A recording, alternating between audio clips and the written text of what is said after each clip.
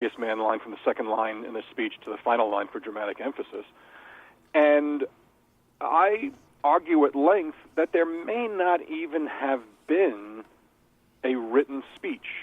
If she's memorized, if she admitted in the letter that she's memorized it, and this is how she remembered it, and if reporters covering that day had multiple different takes on the speech, if the lines that are preserved in newsreels are very scant, there are only like 4 lines that we can still actually see, including the luckiest man line, and Lou didn't walk up there with a speech in hand, well, was there ever really a speech, or did he do what he did from just talking about it with Eleanor the night before, maybe he talked about it with some sports writer friends, and then he went up there and ad-libbed it?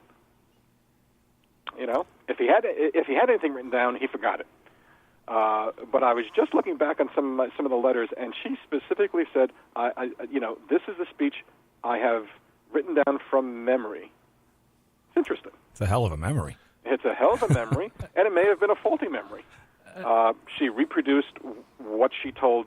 She reproduced the speech that she said she had remembered in the letter to Goldwyn in her memoir 30 years later, and that has become the standard text of the speech. But it doesn't jibe with what Gehrig apparently said in total. Her version never has him thanking Bill Dickey. There are at least 2 newspaper reporters who quoted Bill Dickey, who quoted him saying that to thank Bill Dickey. I'm not saying that Eleanor was way off. I'm saying that she may not have remembered it well either. Even something as small as one of the early lines, you've been reading about a bad break I got. Well, in one of the few remaining bits of newsreel, the I got is not there. So she did her best to be the curator of her husband's memory, but even the best curators might be a little bit off at times. Yeah, I was going to say, I mean, I don't know that a Columbia man would speak like that. well, yes, but he was an athlete and a Columbia man. That's also true. Focusing a lot on football and baseball. Another thing that she pointed out, and she said, you can go ahead with this to Mr. Goldwyn, but, Lou's parents were not at our wedding. You can say they were, but they weren't. Yeah, I was just reading that last night, that segment of the book. Yeah. And, but I understand why it's there, because in a movie like Pride of the Yankees, which is not an expose, it's a love story and the story of a courageous man, Eleanor's real-life antipathy toward her mother-in-law could only go so far in the movie. His mother, who is described as much worse in the notes and the interviews that Eleanor gave to Paul Gallico, the first screenwriter, she had to soften and change. And certainly by the time of the wedding, Christina Gehrig's character had evolved. She was becoming a baseball fan. She no longer wanted Lou to be like Uncle Otto and become an engineer. And then by near the end, she's sitting at a game with Pop Gehrig, and she's spouting baseball strategy. So, and Eleanor, I mean, the Gehrig parents go from being the problems in the movie, the obstacles that Lou has to overcome, to almost comic relief by at least midway and then later in the movie. They were, especially the Pop Gehrig was, you could tell he had done comedy before. Yes. Richard, I wanted to talk to you about the role of Eleanor in the movie, because there's part of the book where she talks to Blythe Danner, who played her in a later movie about Eleanor and Lou, and told Blythe Danner specifically, "Don't make me so nice." Right. And how she was I don't want to call her like a wild woman, but she wasn't the sweet apple pie that is portrayed in Pride of the Yankees. Just talk a little bit more about what her role was in terms of shaping the film. And I mean, obviously she was ignored a lot in terms of some of her contributions, and probably there should have been more. But talk also about the aspect of making a factually correct version of this story versus the Hollywoodization, if I can use that word, or if that even is a word. But that aspect of a movie where it's kind of based on real life, but it's not necessarily always factual. Right. Well, remember, 1942, Hollywood was still the dream factory, and Hollywood was also doing its part for the war effort. So you were going to a Gehrig movie, and the Gehrig character was almost certainly going to be idealized beyond the actual reality of Gehrig being a very decent fellow, very dignified guy. And so Eleanor grew up in Chicago. That part is true from the movie. And, she played cards, she drank. Her father was kind of became sort of a ne'er-do-well, but he was a concessionaire, and, they knew mobsters, and, Eleanor liked to have a good time. It was the Roaring '20s, and she did her own roaring. By 1942, clearly she had settled into the role of widow and curator of her husband's legacy. And it's not surprising that with Teresa Wright under contract, Goldwyn wanted somebody who you could build a love story around, not a tough broad.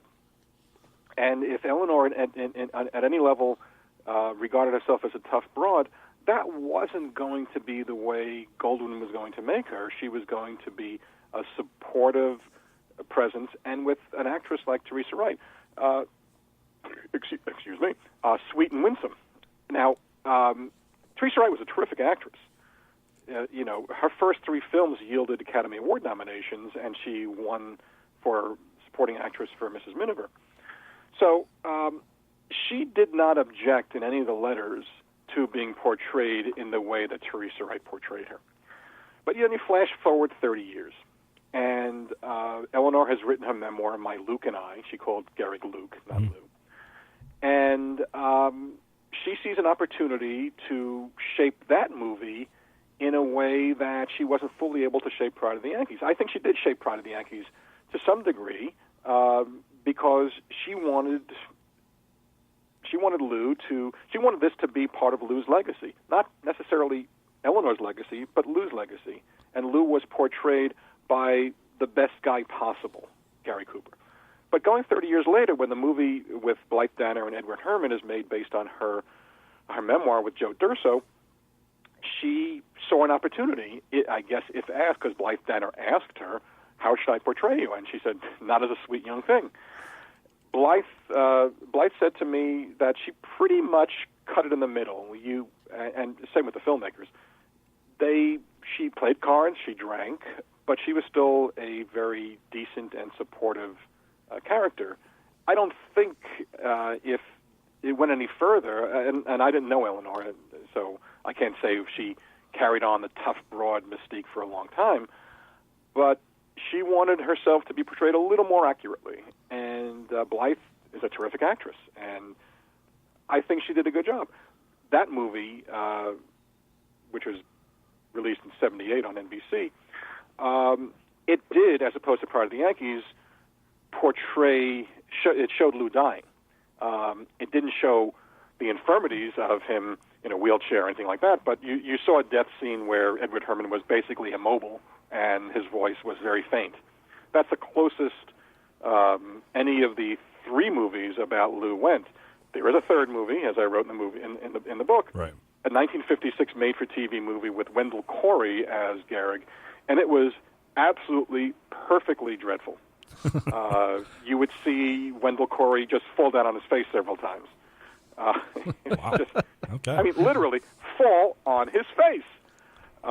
It was to me the only familiar actor in there was the professor from Gilligan's Island. Russell Johnson was one of the Yankee players who became frustrated with Lou's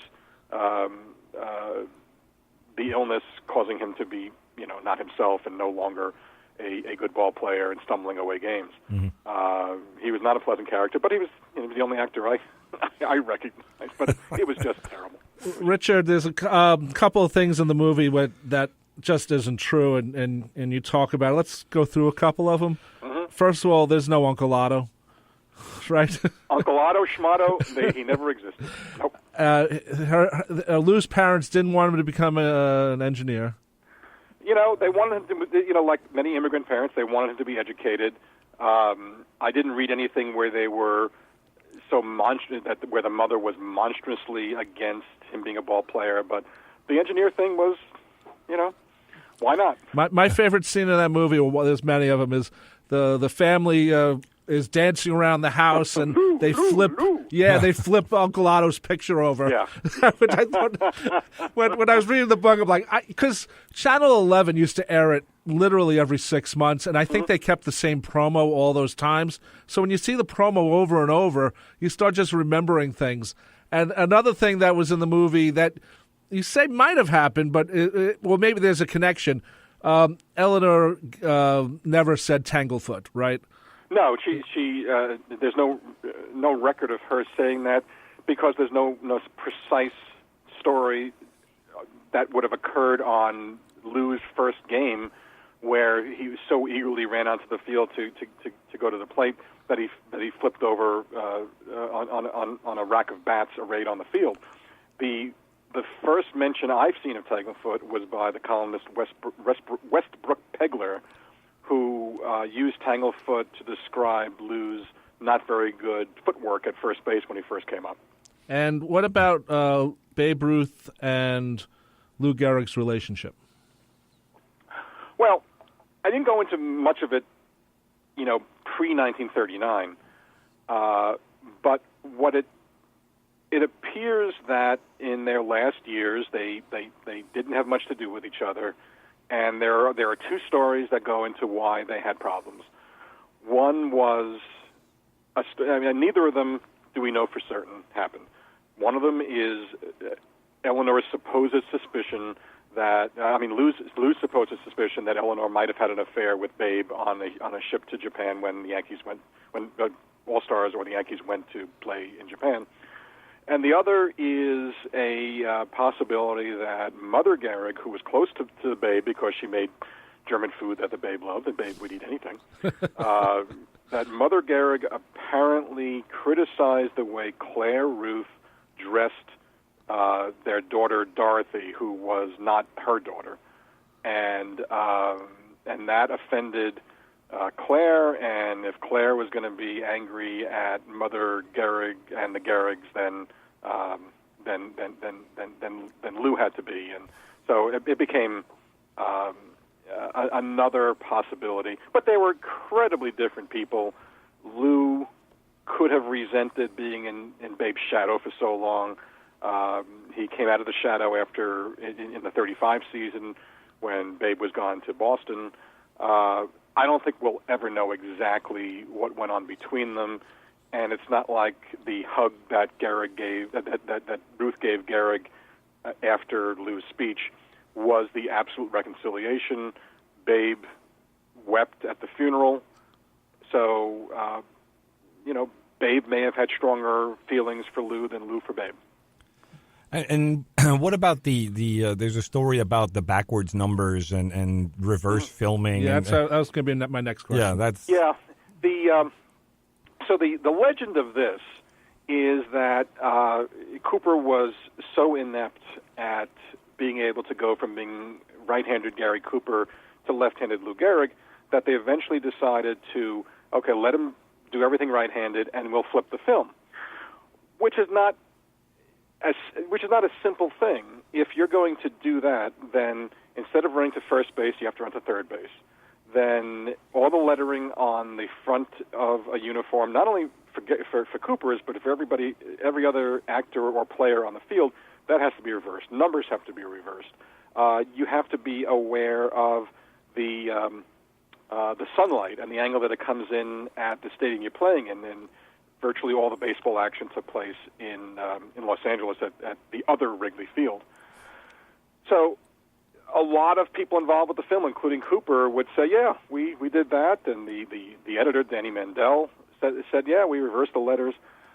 But that doesn't seem, based on the final cut, a Hall of Fame researcher and the senior curator, Tom Schieber, went through the film frame by frame.